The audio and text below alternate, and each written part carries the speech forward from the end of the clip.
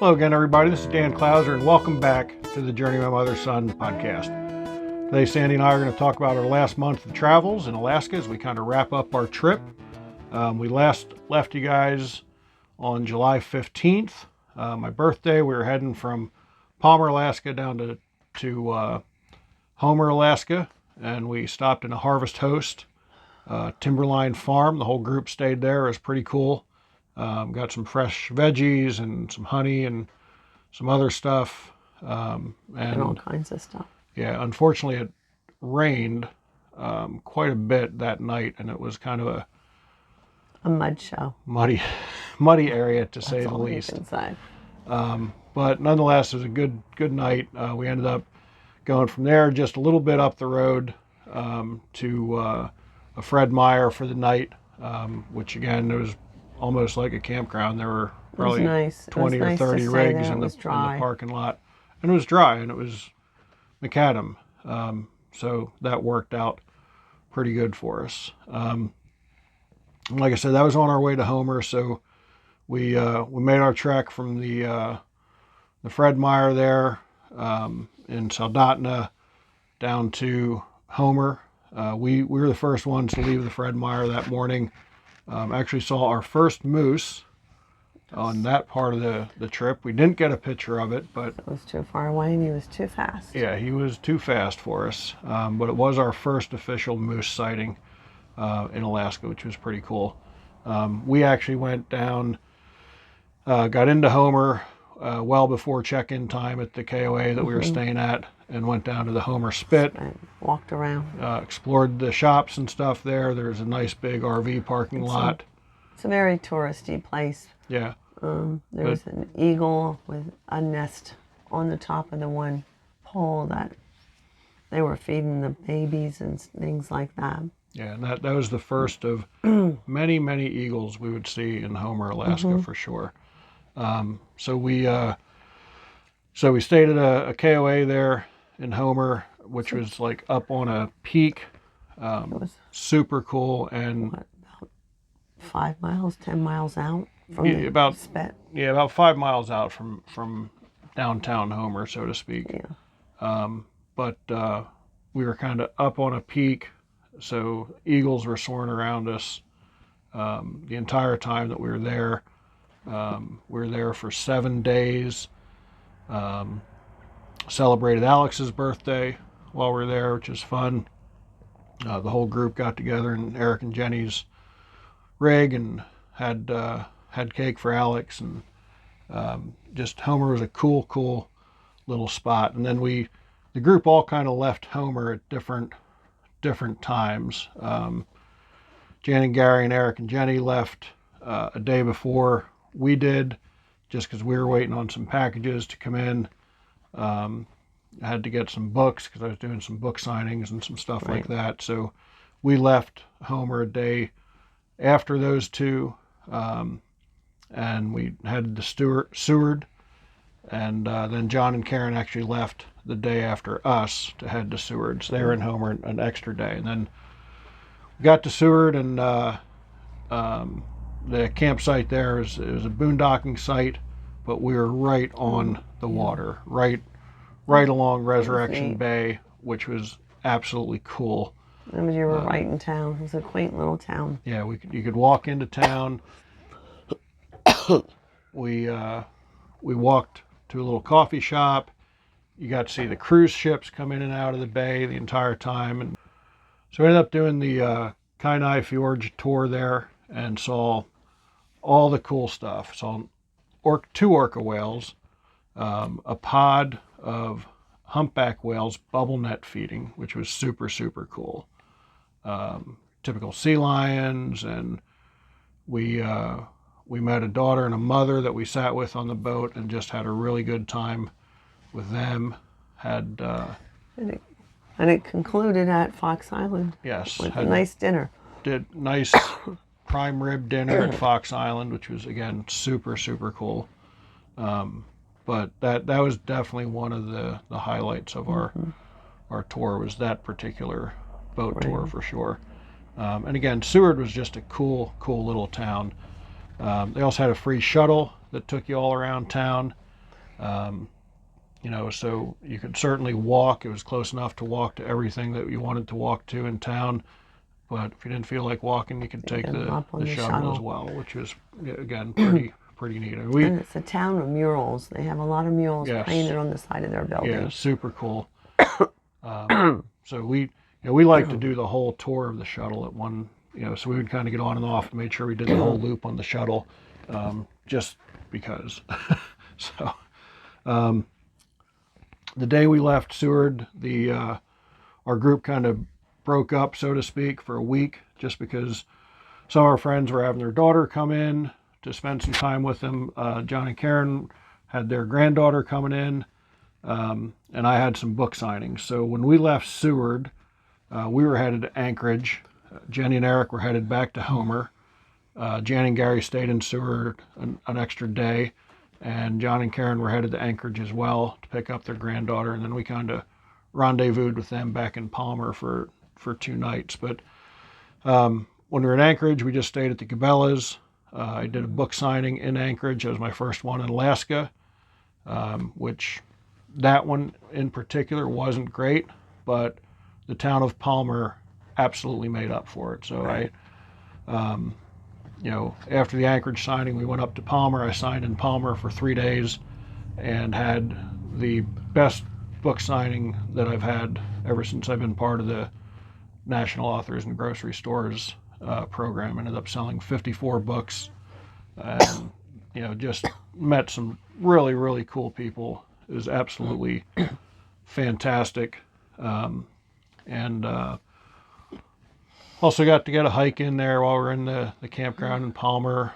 It was our second time at that campground. We talked about our first time on our last episode, but it was pretty neat. And after my last signing, we got to go see a baseball game, part of the Alaskan Summer League, which was super cool. It actually ended up being a doubleheader.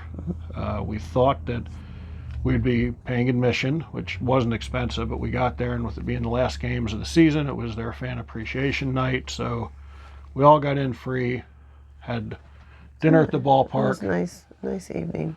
Yeah. And then just stayed in a Walmart that night, not far up the road in Wasilla. By the next day, we were meeting the rest of the group in Talkeetna at a little just 4-site RV park called Woodpecker Woodpecker RV retreat.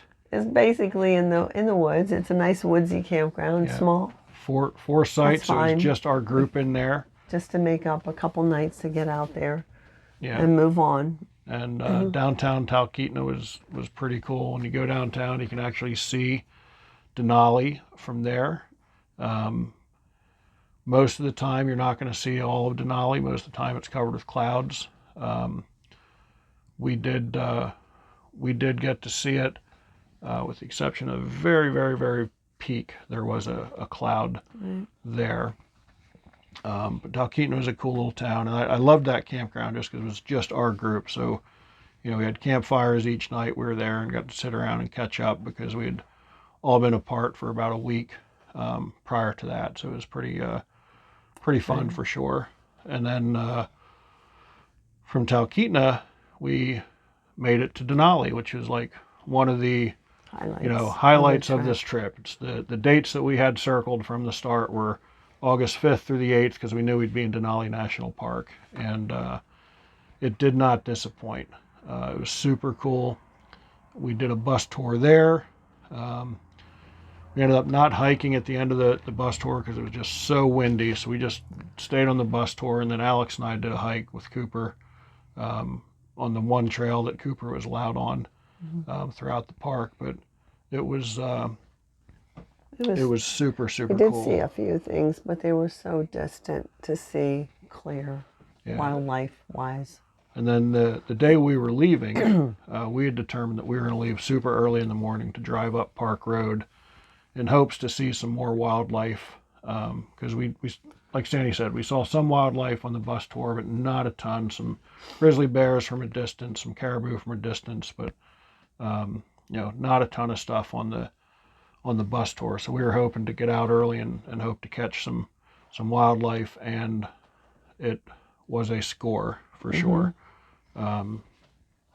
Maybe 7 4. miles in, Yeah. we saw, first a bull and a cow moose, and then as we were sitting on the side of the road taking pictures of them, and this bull moose was huge.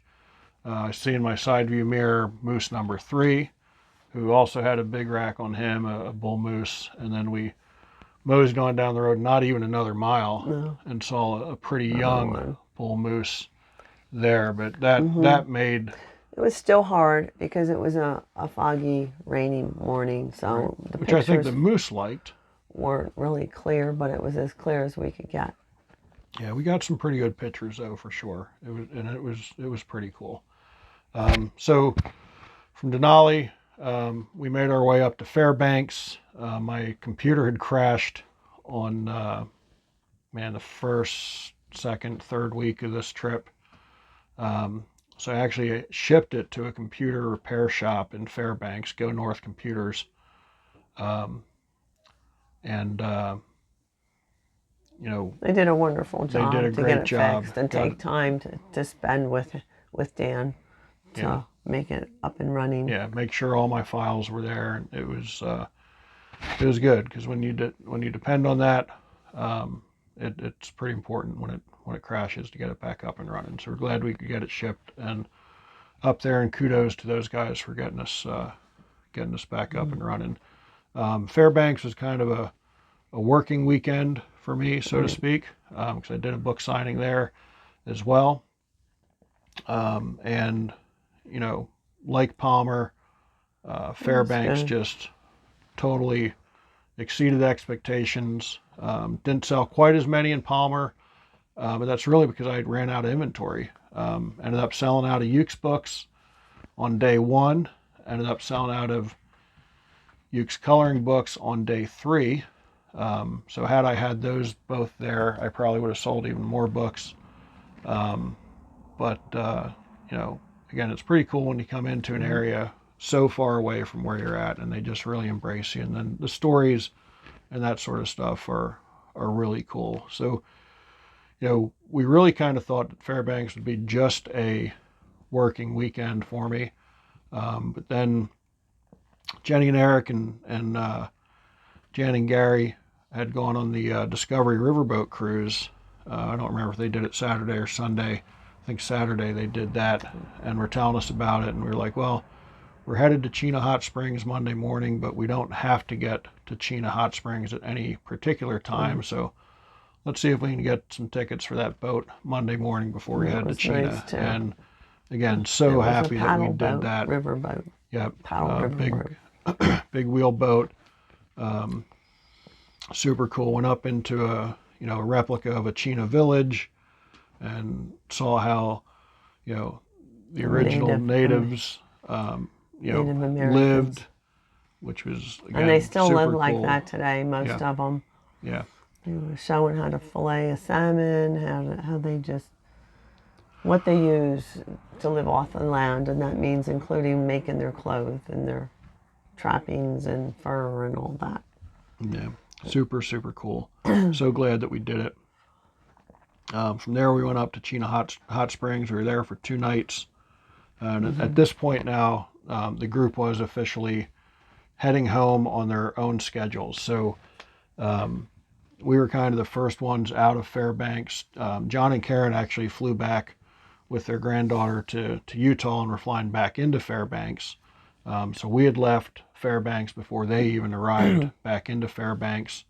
Jenny and Eric had some issues with their Starlink, so they were kind of on a undetermined amount of time in Fairbanks, depending on when things got fixed. And Jan and Gary were heading out the day after us.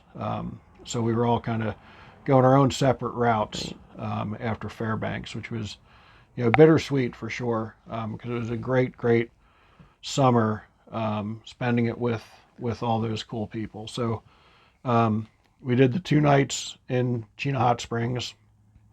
Actually ended up celebrating our 4-year on the road anniversary the day we left Chena Hot Springs, and we ended up making the drive all the way down to Delta Junction and stayed in a little state park there.